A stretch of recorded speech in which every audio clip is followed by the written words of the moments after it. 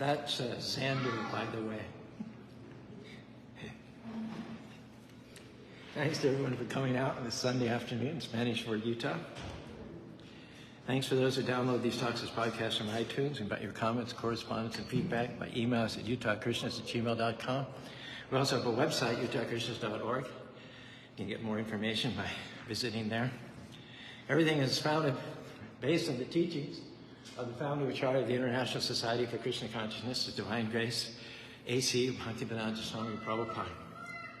Om Madhyanathi Mirandasyam Ganagana Savagyan Chatsuram Giritam Tasmai Shri Guruveda Sri Chaitanya Manobhishtam Stapitam Yena Bhutale Swayam Nupakaram Yam Darati Swaparadikam.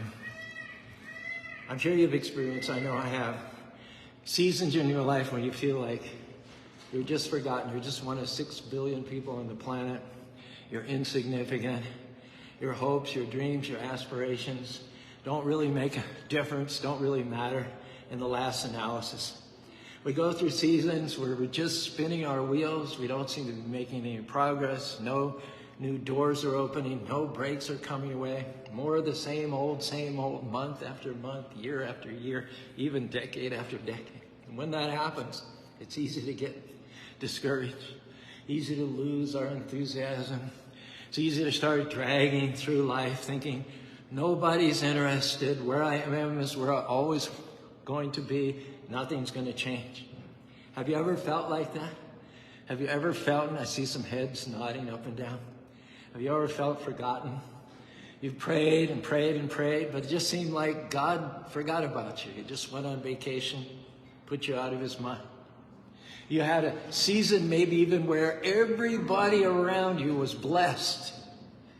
Everything was coming up roses for everybody you know, everybody in your circle except you. You're the only one who's not seeing good breaks. When that happens, it's easy to feel left out. Maybe you're married, but your relationship isn't as intimate as it once was.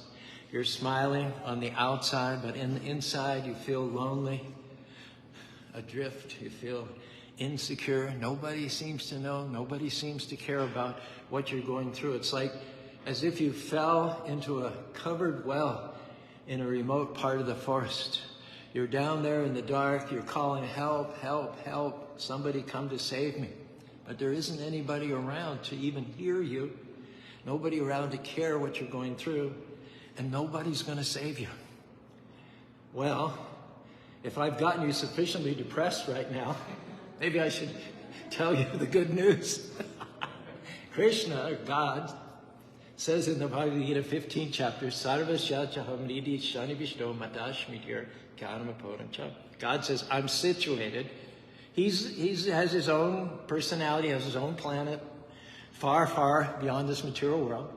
But the reason that he's God is because he's not just someone remote and irrelevant to us, but because he's both that supreme person in his transcendental abode, and he's also expanded himself as the Paramatma, the Supersoul, into the hearts of every living being. So he's not just distant, but he's also closer to you than a brother. He's in your heart. He knows what you're thinking before you even think it. And he knows what your enemies are thinking before they're even thinking. And he says, what you need to remind yourself about is that I never forget my children. Father can never forget the children. The children might forget the father, but the father will never forget the children. Now, amongst his children, those who are serving him, pleasing him by carrying out his greater plan for their lives are especially dear to the Father. They're not out of his mind even for a moment. So we have come to this material world. We don't particularly care for God. We don't certainly organize our life around him and his better desires for us.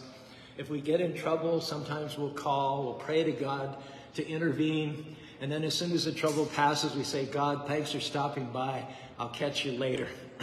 But we don't really care to revive our primeval, original, loving, intimate relationship with God. But he has not forgotten you. He has said in Scripture that he's got your name tattooed on his hand. Yes, you might be suffering from a long-term chronic illness. Your dreams have been put on hold. You could be stuck where you are, where you've been for years and years. A parent, for instance, raising a special needs child. And in that sense, every child is a special needs child, aren't they, really? It's been such a long time since you've done anything for yourself, you can't even remember when that was. So if any of this resonates, our message today is that Krishna, or God, has not forgotten your dreams. He's the one that put them in your heart in the first place. He has not forgotten the goals that you've put on hold for that child, for that marriage. And right now, if you've kept him first place by chanting his holy names, Hare Krishna, Krishna Krishna, Hare Hare, Hare Rama, Rama Rama, Hare Hare. He's working behind the scenes on your behalf, arranging the right people, the right breaks, the right open doors and opportunities. And at just the right time, in your due season, if you've kept him first place, you're going to see that dream come to pass. You're going to see those goals fulfilled. Recently, I came across a true story that happened during the Holocaust of the Second World War. Solomon Rosenberg and his his wife and her two sons, as well as his parents, were put in a concentration camp for the crime of being Jews. It was a labor camp, and the rules were simple. As long as you could work, you lived. As soon as you're no longer able to be working, then you're exterminated. He watched first as his mother and father were marched off to their deaths, and his worry was that his next youngest son, David, wouldn't last long, because David had always been a frail child. Every evening when he came back into the barracks, he would scan the eyes of the crowd looking for his young son. And he would find them huddled together. They would embrace each other, thank God for another day, and say prayers. And one day he came back and he did not see the familiar face of his younger son in the crowd. Finally, he saw his oldest son, Joshua, huddled in a corner, weeping, wailing. He said, "Josh, tell me, it's not true." Josh turned and said to his dad, "It's true, Dad. Today, David was not strong enough to do his work, and so they came and took him away." Solomon said, "But where's your mother?" "Oh, Dad," he said, "when they came for David, he was afraid and he cried. So Mom said, 'David, there's nothing to be afraid of. Take my hand and we'll go together.'" So this is a mother's love for her son. Any mother or any father knows what I'm talking about. That comes from God. That originates, that paternal love, that sense of willing to be sacrificed, anything and everything for your children, comes originally from Krishna. And therefore it is most strongly manifest in the Supreme Personality of Godhead. When we say that Krishna, God, your Heavenly Father, remembers you, we don't just mean that he's just dimly aware of you in some periphery of his consciousness. No, it means he keeps track. All the unfair situations, all the sleepless nights, all the tears you've shed, he's keeping note. And when the time comes, when enough is enough, he will step in, he will show up, he will show out, and he will pay you back with interest for all the unfair situations. When he shows up, it will be amazing. It will be uncommon. It will be supernatural. Prabhupada, our spiritual master, on the orders of his spiritual master, came to the United States of America at 65 to launch an international spiritual movement called Krishna Consciousness. He had no money. He was already 70 years old before he left India. He didn't know anyone in America. And for a year, he had no fixed place to stay. He had no temple. He had no place in which to do his missionary work. All he would do is go down to Greenwich Village, to a park there, and chant every weekend on bongo drums. A few hippies, bohemians, artists, and musicians would join him, and he would give a little talk, and this went on for some time. Didn't seem like anything was happening. He was staying in an upstairs studio loft with a boy named David. David was a nice enough boy normally, but one day he went out and he took LSD. And he came back and he was very aggressive. Some accounts even say he had a knife in his hand and he was chasing Prabhupada around the apartment. But Prabhupada exited down the stairs, out the street, into the Bowery. At that time, the Bowery was the most dangerous, crime-ridden place on the planet. And here he is, no money. It's the beginning of a long night. There's drug addicts, there's hoodlums, there's muggers. It seemed like that's all she wrote. That Hare Krishna movement is going to get nipped in the bud. It's going to end before it even starts. That moment, Krishna stepped in by causing Prabhupada to remember where one of his followers lived. It was a musician named Michael Grant, and Prabhupada was able to make his way to his apartment and explain the situation. Michael Grant said, "This is terrible. Myself and my friends, we've been getting so much knowledge, so much nourishment, so much from you, and to date, we haven't done anything back. Here you are, homeless and out in the streets." Next day, he took up a collection amongst the people that had been attending the chanting, and they rented a little storefront, which became the first temple of the International Society for Krishna Consciousness. Ironically, the signboard from the previous owners was still hanging there. It was called Matchless Gifts. And they were able to cover the rent of a little apartment across the courtyard and up the third floor. So from that beginning, from that what appeared initially to be at a dead end, and then a slight breakthrough, now there are 820 Hare Krishna temples all over the world and growing. Krishna came in at the moment when it seemed darkest. And we have that saying, don't we? It often seems darkest just before the dawn. Well, Prabhupada honored the Lord by chanting his holy names. He endured with a good attitude all the privations and challenges of having been alone and homeless in New York City. And he planted the seeds of faith, the seeds of devotion. If you do like Prabhupada in your own life, it's only a matter of time before your ship comes in. There's no need to drag it through life defeated, feeling alone, overlooked, left out, forgotten. All you have to do is remind yourself that Krishna never forgets his devotee, not even for a moment. Hare Krishna, Krishna Krishna, Hare Hare, Hare Rama, Rama Rama, Hare Hare. Story from the Mahabharata, the great epic of India. Dronacharya was the son of Bharadwaj. They were both Brahmins. Poor. They were very poor. Bharadwaj was a military teacher. It was unusual for a Brahmin, but he had military skills. So in the school of Dronacharya's father, Bharadwaj, came this young prince named Drupada. And he learned side by side with Dronacharya the military arts. And they became very close friends. They looked out for each other's back. They even saved each other's lives a couple times. And in their youthful innocence, Drupada said that when I become king, I stand to inherit a vast kingdom, and I don't want to rule that kingdom without you. You're like my right arm. You're like my brother from another mother. So I want to make you a promise that when I inherit my kingdom, I want you to share it. I want us both to rule the kingdom.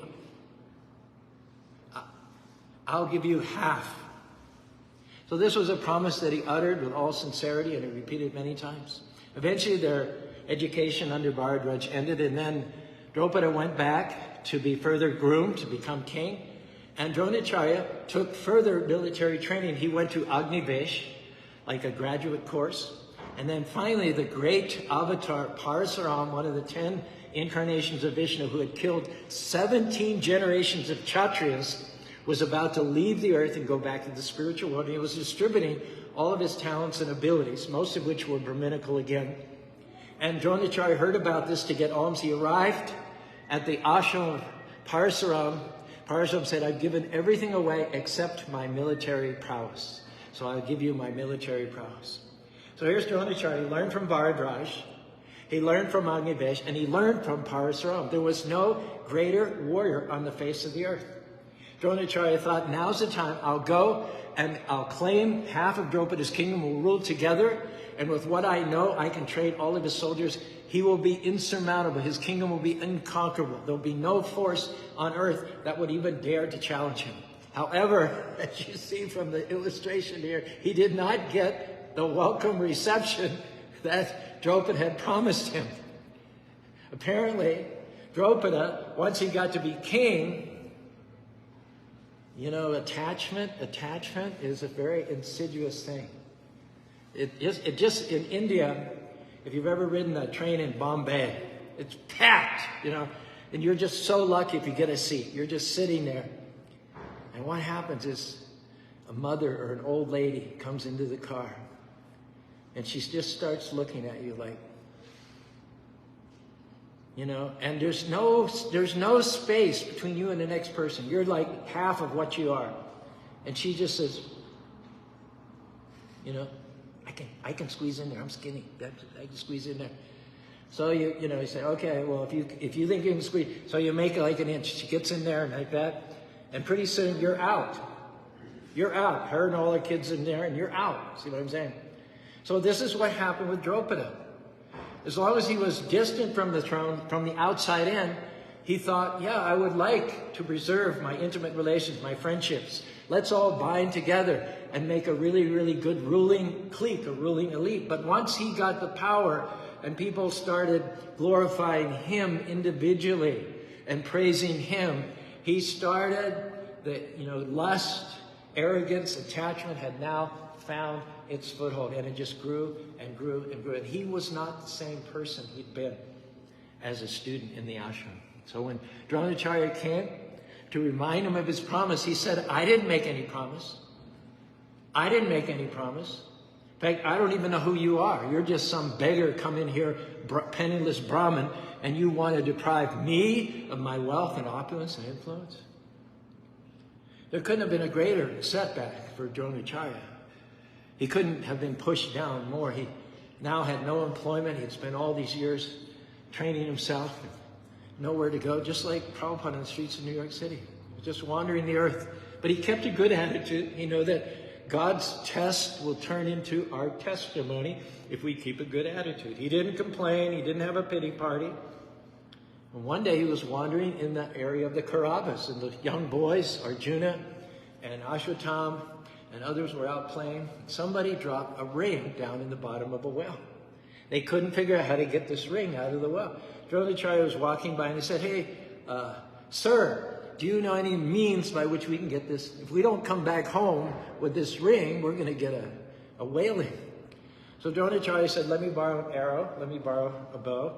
And he shot down and he captured that ring with an arrow. And the boy said, wow. They went back and they told their superiors about this, and then that man was engaged. He was hired to train all of the youth of the Kaurava dynasty. And he did it very humbly and very submissively. He didn't complain to them. He didn't tell them about his story. They had no idea what his backstory was. He kept it to himself. But when they were all trained up, and they were the premier warriors on the face of the earth, that opportunity had been Draupada's, but he missed it. Now he was the guru, he was the teacher of the most effective fighting force on the planet. And they came to him and they said, what can we give you? Teachers weren't salaried in those days, but at the end of the education, you asked dakshin, what gift can we give you? And he said, I want you to conquer the kingdom of Drupada. I want you to tie him up and bring him tied up and lay him at my feet. Sweet, huh? Sweet. So that happened. They defeated Draupada's soldiers. They tied up Draupada. So now Drupada had forgotten about his childhood friend. Drupada had forgotten about the promise he's made, but Krishna didn't. Krishna didn't forget. Now Dronacharya is getting not just half of the kingdom, but he's getting the whole kingdom because he kept a good attitude. And he had the opportunity now to say to his childhood friend, Drupada, I'm going to be a better man than you. You promised me half the kingdom and then you claim to have forgotten about it, but Krishna did not forget. And Krishna rewarded me because of my faithfulness and my good attitude. So what I'm going to do is I'm going to give you, imagine being in this position, huh? Sweet, huh? I'm going to give you half of your kingdom back. So let's forget the past. Let's let bygones be bygones and move on from here. In the Srimad Bhagavatam, 9th canto, Krishna says, Sadavoridam saranamriyam madanyatu naham tebhyo managapi. Devotees are so dear to me that God himself says that devotees are always in my heart. And I am in the heart of the devotees.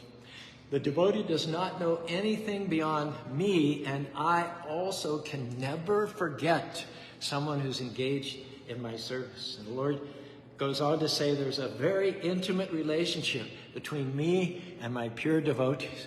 Pure devotees in full knowledge are never, ever out of spiritual touch, and they are very, very dear to me. So let's adopt this attitude. Krishna, instead of complaining, Krishna, thank you for remembering my dreams. You put them there, after all, in the first place. Thank you, Krishna, for remembering my destiny. When it seems like there's not a chance of you fulfilling your destiny, prove your mettle, pass the test by thanking Krishna in advance for remembering your destiny. Thank Krishna when it seems like nothing's happening. Thank him in faith for giving you a part to play in his grand design.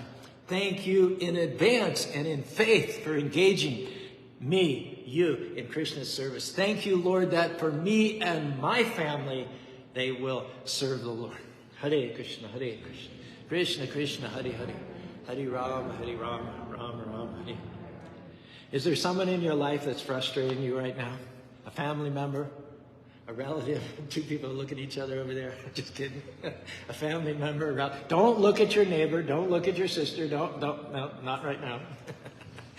Someone, a coworker, a friend, a neighbor, someone you're concerned over. They're just too cynical. They're too negative.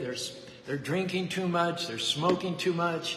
They've lost their gusto. They just meet everything with cynicism and sarcasm. They weren't like that when you knew them in high school or junior high school. Well, Krishna hasn't forgot about them. And because you're praying for them, you're their well-wisher, and you're engaged as a devotee of Krishna's service, can I assure you that supernatural things are going to happen to them in their lives. When Lord Chaitanya Mahaprabhu was on the planet, there were two criminals named Jagai and Madai. They were drunkards, they were debauchees, they were rapists, they were extortionists, they were armed robbers. There was no crime they had not committed multiple times. And yet, when they became Krishna conscious, there was an entire transformation of their heart, and their previous mess became their message, because thousands of people, after hearing of their conversion, Jagai and Jadai, can't be. You're kidding. That's not possible. Thousands and thousands of people became devotees of Krishna and took to the streets chanting, Hare Krishna, Krishna Krishna, Hare Hare, Hare Rama, Rama Rama, Hare Hare. So the Lord had a plan for them even while they were doing their crimes. Once a devotee, this is in the 70s or so, he wrote a letter to Prabhupada saying that while many new devotees were coming, some of the older devotees were leaving the Hare Krishna movement and going back to their old lives. But this is what Prabhupada wrote in response. I'm glad to hear that new devotees are coming. As far as older devotees leaving, do not worry about them leaving. They will come back. Why will they come back? Prabhupada wrote, Krishna never forgets the service rendered to him by a devotee, and once tasting the nectar of devotional service, that devotee himself never forgets Krishna. They will be back. Now, like me, you may be far from where you'd like to be. You may be far below where you need to be. You may have a long road ahead of you.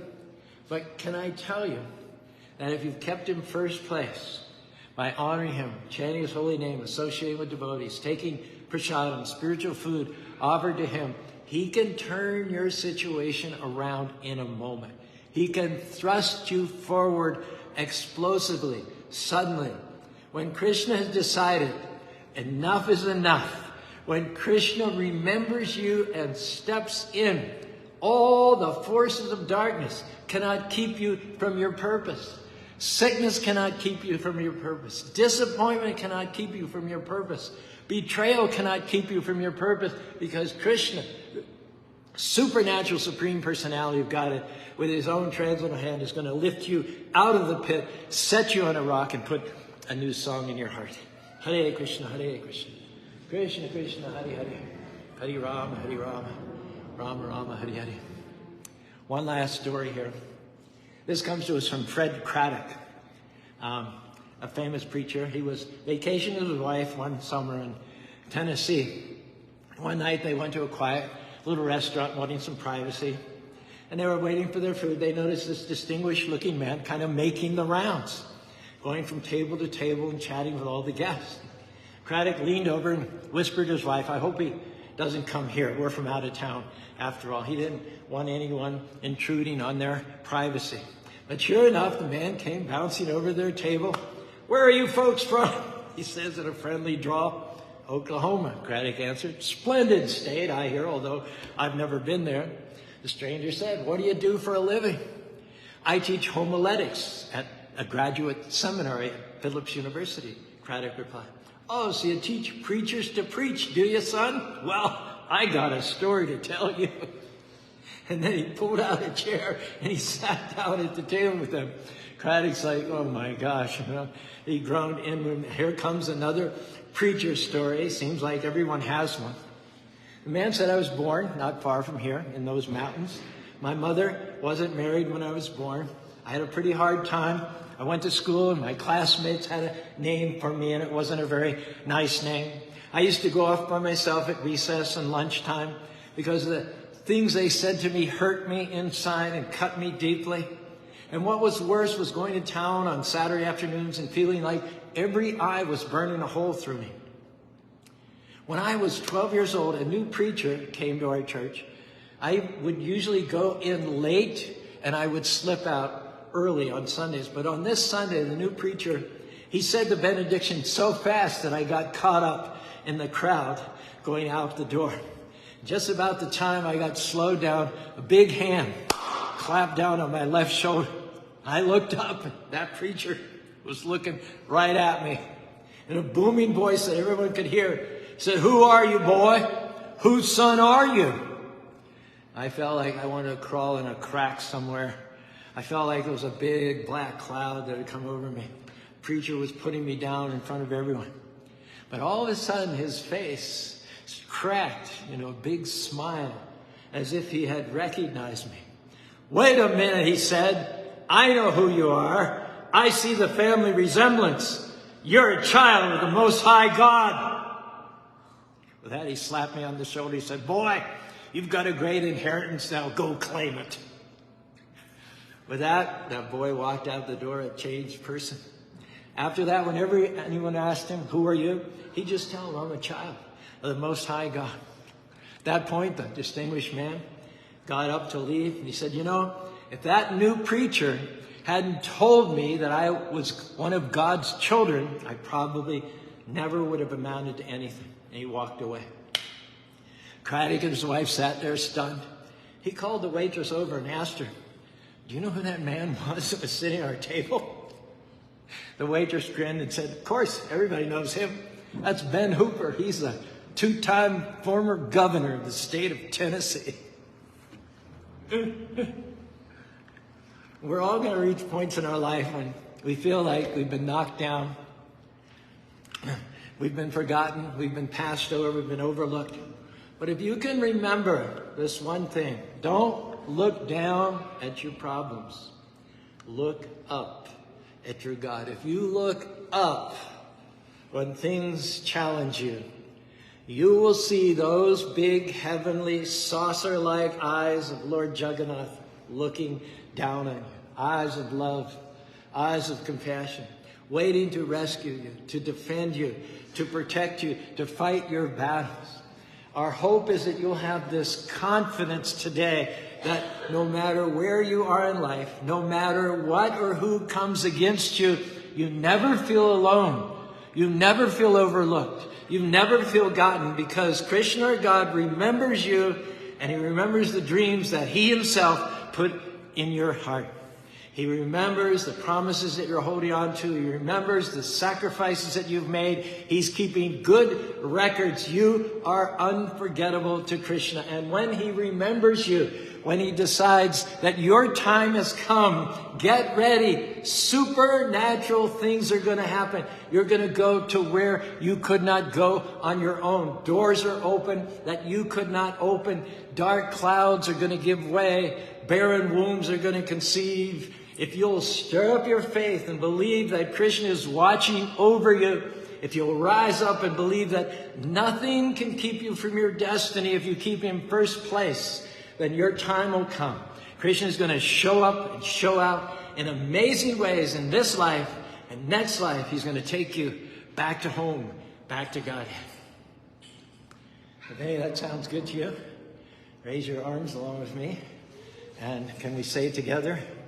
Hare Krishna, Hare Krishna, Krishna Krishna, Hare Hare, Hare Rama, Hare Rama, Rama Rama, Hare Hare. You're welcome to stand and stretch.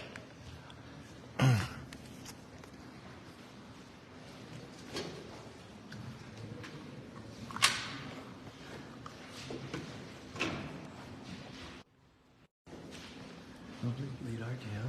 Do we have any singers?